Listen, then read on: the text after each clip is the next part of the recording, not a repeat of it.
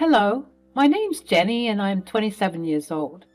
3 years ago, I married the most beautiful person I have ever met, Hugo. He's such a kind and compassionate goofball who makes me feel amazing every day. Unfortunately, the same cannot be said for his mother, Maria, aka my mother-in-law. She, for some reason, has always had it out for me since day one, and I get it. That's her precious baby boy, and she doesn't want to see him get hurt. She's just interested in protecting his best interests, but I genuinely do believe that she takes things overboard sometimes.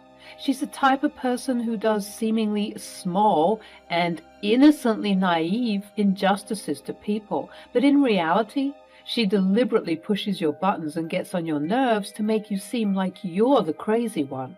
I know we all know someone like that in our lives. Unfortunately, I have to deal with this person because she's my mother-in-law. Anyhow, I was raised differently. I'm the type of person who calls people out on their nonsense, and I tend not to hold back. I think this is why Hugo fell in love with my personality, because he's more of a quiet, soft-spoken person. And just like the saying goes, opposites do indeed attract. I studied a bit of psychology, so believe me when I say that I know that Maria, my mother-in-law, has bad intentions. I think both of our domineering personalities clash, which is probably why she said this the first time I met her. "Jenny, don't you think it's time to stop eating so much?" The whole table at the restaurant sucked in the air, daring not to speak. I was completely mortified, and I'm sure my pale complexion was a great indicator of how embarrassed and flushed I was. It was me, Hugo, who was my boyfriend at the time, Kyle, my father-in-law, and Maria at the table. Kyle was too stunned to speak, and he bowed his head as if he was sharing my embarrassment. Hugo was also feeling embarrassed, but he was also angry at his mother for saying that. He aptly berated her. "Really, Mom? That is such an awful thing to say. She can eat as much as she wants to." Oh, no, sweetie. I didn't mean any harm. I just wanted to look out for you, you know. I've noticed that you've been gaining a lot of weight. Hugo has been showing me your photos from when you were younger, and you looked so much better then. Not like now. But I don't mean to be offensive, sweetheart. I'm just trying to give you some advice. I tried my best to remain calm as I didn't want to cause a scene, but my embarrassment quickly started to turn into irritation. Nonetheless, because this was my first time meeting the family and I wanted to make a lasting impression, because I absolutely adored Hugo, for the first time in a long time I held my tongue. I just smiled at her politely and thanked her for the unsolicited advice. Situations like that grew in frequency and strength as we got to know each other more. I genuinely believed that the taunting would stop at some point after she had determined that I was good for her son, but it only appeared to be getting worse.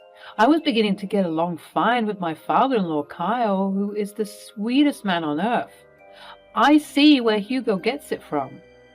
As much as I was growing closer and closer to everyone else in Hugo's family, Maria appeared to be the only one who disliked me, and for no apparent reason as well. I even got introduced to Jack, who is Hugo's childhood friend. They grew up together. Kyle and Maria practically consider him as a second son. Even though Hugo's whole heart was open to me and it appeared as though his family accepted me with open arms, even his extended family as well as Jack, it was just Maria who had an issue with me. I'm so grateful for the love and support I managed to identify from the vast and overwhelming majority of Hugo's family. I received this love and support up until my wedding day, where my mother-in-law, of course, tried to do something conniving to get me to look bad. On my special day, she made it a point to be as bothersome and as ridiculous as she could be. Honestly, she was acting like a bridezilla. "No, her hair is supposed to be in an updo, just like how I did on my wedding day." "I appreciate the help, Maria, but I want my hair to look like this." I don't think so. You look so ugly. The bridal party gasped, but unfortunately I was used to this, so it wasn't surprising. She quickly tried to rectify her mistake. Oh, no, darling, no. I just mean that you can look so much better than you do now. And I would just like to say that I see a lot of myself in Jenny. She is such a bright young woman, and even though I looked much better than she did at her age, I would like to say that she is beautiful in her way. Although my father-in-law managed to get my mother-in-law to stop her ruthless antics on the day, the pain and bitterness I felt remained. This was not in my nature, to remain silent and unresponsive. I was losing my firecracker energy. This woman was slowly draining me, and it had to be put to an end. Fast forward 3 years to where the events of today's story take place. We were all sitting at the dining table of Hugo's childhood home and where his parents still live on a Sunday night.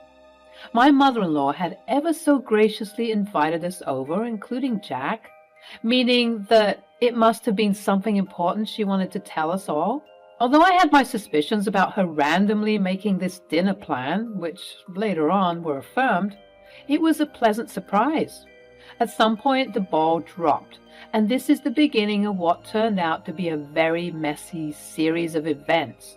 My mother-in-law started to garner everyone's attention as she had an important announcement to make. She pulled out a paper and started reading it.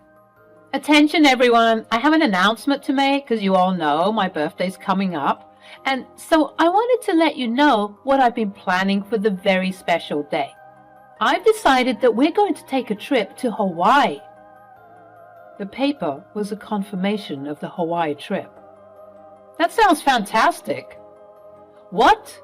That's amazing. Jenny, I've always wanted to go to Hawaii. Oh my goodness, this is great news. I'm so excited. I don't even know what to say. Thanks so much, Mer. Oh, actually, you're not coming. Honey, what are you talking about? This wasn't part of the plan. I made some last-minute arrangements and managed to cancel her ticket before they gave us extra charges. Oh, so my ticket was already bought? She just went ahead and canceled it? Why does this woman hate me so much? Mom, what are you talking about? Jack and I seemed to be the only ones silent in this whole situation, as a whole flurry of harsh words was exchanged back and forth. Eventually, after some poking and prodding for a decent enough excuse, Maria finally stated, Okay, fine. I'll tell you the reason why I thought it best that Jenny sits this family event out. As you all know, I'm getting a little bit older, and I've decided that I want the remaining years of my life to be centered on being around the people I care most about. Unfortunately, Jenny just doesn't belong on that list.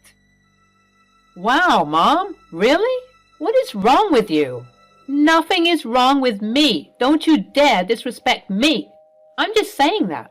Well, you know, Jenny can't be considered part of our family, since she's not related by blood.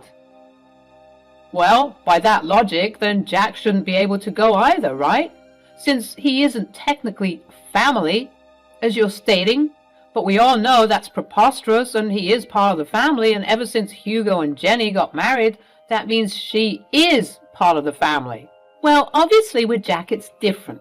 You know that he's just so precious, and he's our sweet baby angel.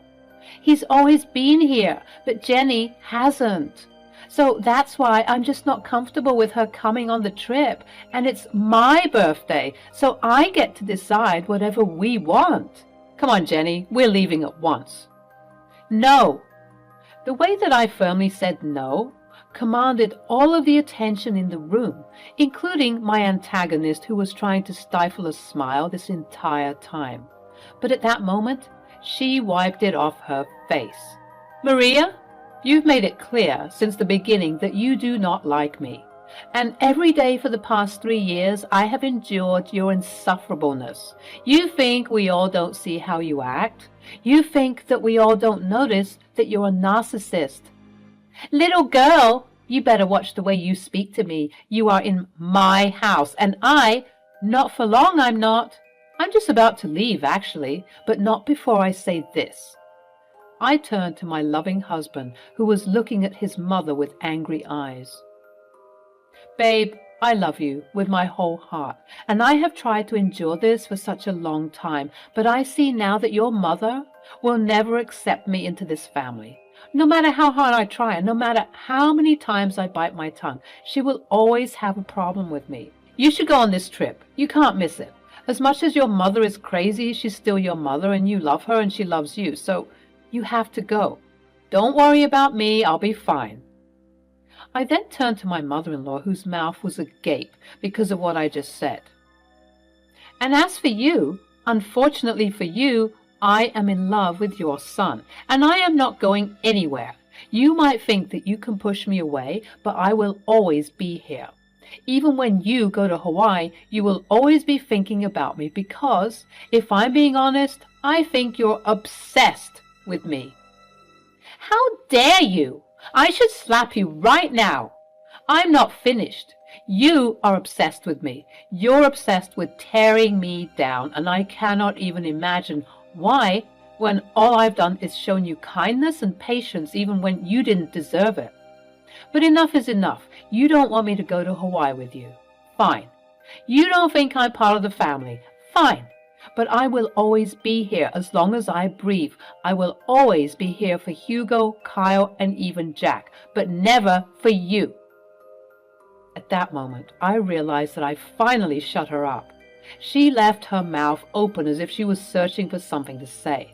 Anything to say, but her mind wouldn't let her. Finally, I managed to keep her quiet. I said goodbye to the rest of the family members, kissed my husband on the cheek, and began to walk out. "Let me drive you home at least. I can't let you take a cab." "Please don't worry about me, babe. I love you, and thank you so much for loving me, but I'll be fine. You have a trip to discuss." "Okay, if you say you're fine, then I'll believe you.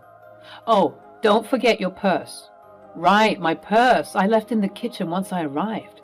At some point, though, Maria went into the kitchen, I think to catch her breath after the whole situation. After being berated like that, I too would have done something similar." "What do you want?" "Don't worry about me, sweetheart. I'm just here to collect my things." "Well, make it quick. I want you out of my house. I can't believe you said those things to me." With that, she quickly stormed out. She was filled with so much anger that she didn't even want to see me out the door. At that moment, I scoffed at her ridiculousness and reached for my purse, when I noticed a piece of paper next to it. My eyes glanced over it and noticed that it was Maria's handwriting. I believed at the time that it must have been a piece of paper detailing the itinerary for the trip. Because I was feeling slightly bitter about not going, I wanted to take a peek and see just how much fun I'd be missing out on. I grabbed it and began to read the paper.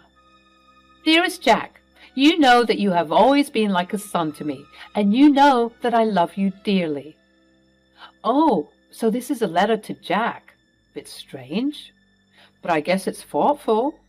For some reason, my curious eyes began to read further. "And the love and care you have shown for me throughout the years will never be forgotten. I hate to admit it, but even when it comes to my son, Hugo, I feel as though the love we once shared is no longer there." Wait, what? Is she saying she loves Jack more than she loves Hugo? That simply couldn't be. I continued to read the paper, and with each new line, I got more astonished at what I was reading. I simply couldn't believe it. There was a lot to unpack, and even though it wasn't my place to read that letter, I'm really glad that I did. After reading the entirety of the letter, I began to pace in the kitchen, wondering what to do, and then it hit me. All of the people who needed to know about this letter's existence were all sitting in that room. If ever there was a time to act, it was now. I reread the letter one more time just to make sure that I wasn't crazy and imagining things, and just as I thought, yep, it was the same thing I read the first time. I waltzed out into the dining room to meet only 3 pairs of eyes looking back at me.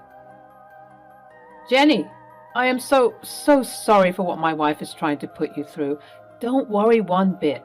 You will come with us to Hawaii as long as I'm around. She's just in a funk right now. But don't worry, I'll convince her to change her mind. I don't know what's gotten into her recently, but don't worry, I will change her mind, as I said. Kyle, please don't worry about me, as I said. I'm fine. I'm more than fine, because I have found some interesting news that I need to share with everyone, and I especially need to share it with Hugo. Hugo and Jack's ears perked up. I saw the flash of worry that ran across Hugo's face. Perhaps he thought that this was too much for me to handle and that I wanted to ask for a divorce. Oftentimes, when I would complain about his mother to him, he'd agree with me and wonder how I managed to keep up with her nonsense for so long. I'd always tell him that it was because I loved him way too much to let him go, and that I'd go to hell and back for him. I noticed that wicked witch of the West wasn't around, so I asked, "Where is Maria? She needs to be here for this, too." "Oh, I mentioned earlier, she appears to be in a bit of a funk after you shouted at her. She said she got a mild headache and wanted to nurse it with a nap upstairs. She won't be down for a while. You know how she gets about her beauty sleep." I was all too familiar with Maria's awkward and unnecessary routines and regimes that would often inconvenience others. I huffed in irritation. "This is just really important. She has to be here." "It's okay, Jenny, you can tell us. And we'll inform her when she wakes up." I hesitated, considering the information that I knew. I wanted to see the redness on her face from embarrassment. "I think you should just go ahead and tell us. Sweetie, it's okay. And you know, Hugo has anxiety. It would be bad to keep him waiting." That was true. Hugo's anxiety got really bad at times, and I could see him begin to fidget from the anticipation. "Okay, fine. I'll show you guys what I found. When I was in the kitchen collecting my purse and getting ready to leave, I found something interesting that I think you all need to know about." I pulled out the paper I found and began to read. It reads, "Dearest Jack, you know that you have always been like a son to me, and you know that I love you dearly, and the love and care you have shown for me throughout the years will never be forgotten. I hate to admit it, but even when it comes to my son, Hugo, I feel as though the love we once shared is no longer there." What is she saying? What is this?" I continued reading. "Hugo, I just don't see eye to eye like we used to, and honestly, I think it's because of Jenny. Ever since he married that girl, he no longer has time for me. He doesn't love me, and therefore I don't think I love him. I love you, and you are my son. With that being said, I want to let you know that I am going to update my will so that you inherit all of my belongings and not Hugo. I know it might hurt him, but honestly, at this point, I don't care. It's that wretched Jenny girl. She's the one who has poisoned my love for him. I hope you received this letter well. The reason why I didn't want to approach you about it in person is that, and it pains me to admit this, I couldn't risk seeing the rejection on your face. I know you love Hugo like he's your brother, and most likely you won't approve, but I don't care. I'm giving you everything. The money, the house, the cars, and even my small businesses. They're all yours, whether you like it or not. If you want to talk about this further, please call me and we can discuss it. I look forward to hearing your response. I will love you forever and always. Your second mom." I finally looked up from reading the letter, and I was met with a flurry of mixed emotions. Kyle looked like he was going to cry. Jack looked stunned, but Hugo? Hugo looked like he was going to murder someone. "I can't believe she said all those things. Is she being serious right now? So the reason why she's doing all of this is because of Jenny? She hates Jenny so much that she'd not include me in her will? Just to spite me and Jenny? She's officially lost her mind, you guys. I don't even know what to say. This has gone far enough. I've had it with this woman and her toxic behavior. What are we going to do?" At that moment, I had an idea. 1 week had gone by, and it was time for the designated Hawaii trip. Maria woke up and found a letter from her husband on her bedside table.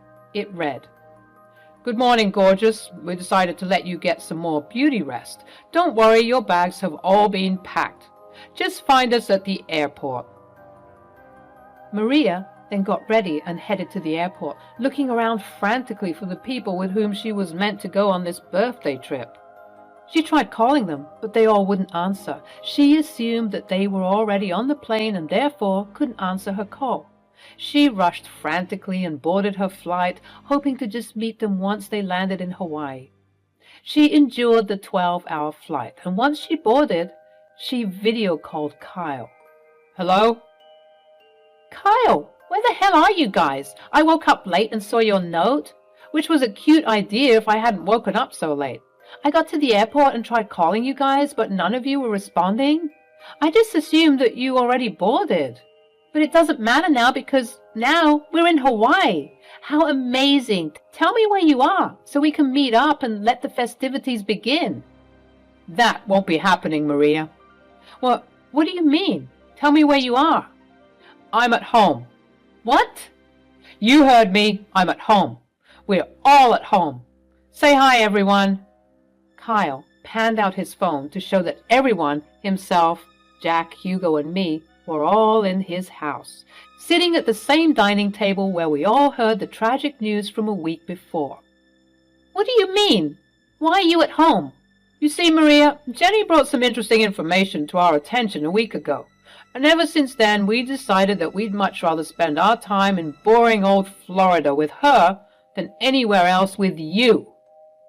Maria gasped. You think we wouldn't find out? Find out what, my baby? Oh, don't you baby me. You were really gonna cut me out of the will, Mom. Who? How did you even find out about that?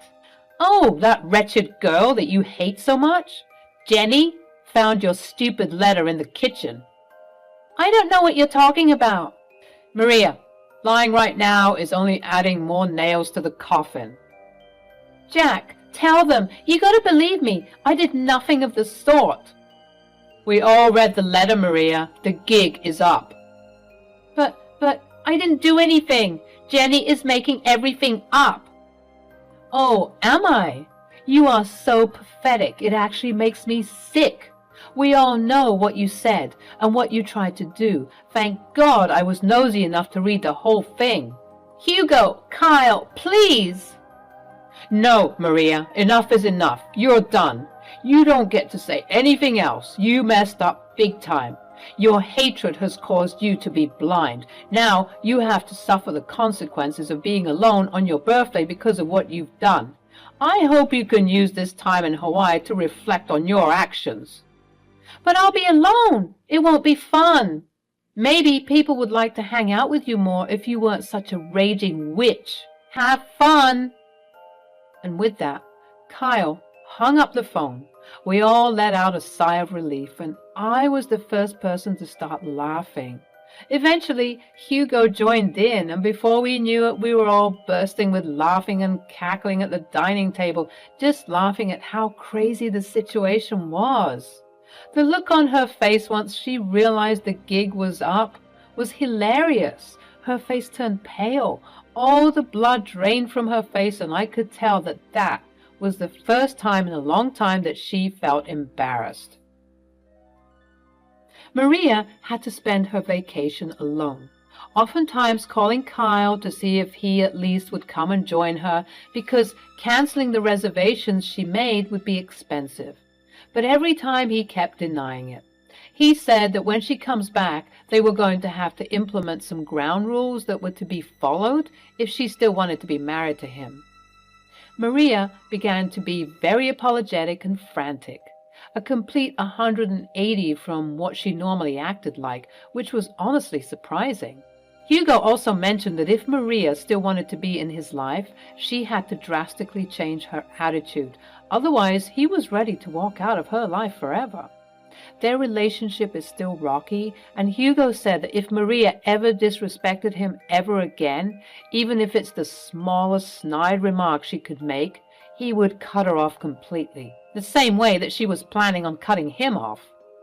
As for Jack, He thought it best to stop being so nice to Maria, as it was clearly enabling her toxic behavior.